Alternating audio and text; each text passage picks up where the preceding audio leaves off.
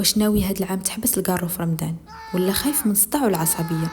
كنعرف بلي القضيه صعيبه، ولكن هاد الفيديو غيعطيك خطه عمليه ومن دابا باش دوز رمضان مرتاح، او ربما تكون فرصتك الذهبيه فاش تقطعو بمره.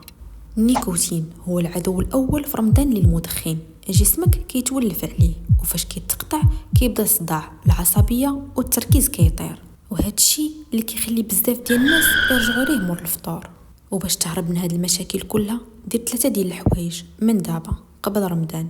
اولا، نقص تدريجيا ماشي دقه واحده، يعني نقص عدد السجائر يوميا ب1 ولا 2، مثلا اليوم 5 غدا 4، هكذا الجسم ديالك كيولف.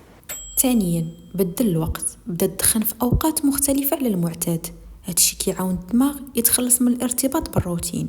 ثالثا، كاين حلول بديله، شري شي حاجه مضغه، علكه مثلا اولا المكسرات. وفاش تجيك الشهيه ديال الكارو كاينين حتى لي باتش ديال النيكوتين كيتباعوا في الصيدليات، ولكن خاصك تستشير الطبيب ديالك عليهم قبل ما تستعملهم. هاد رمضان فرصه ذهبيه باش تبدا صفحه جديده، وصيفط هذا الفيديو لاي مدخن كتعرفه يمكن تكون سبب في تغيير حياته. وما تنساش دير لايك وفولو باش يوصلك الفيديو الجاي على احسن مشروبات ضد العطش في رمضان.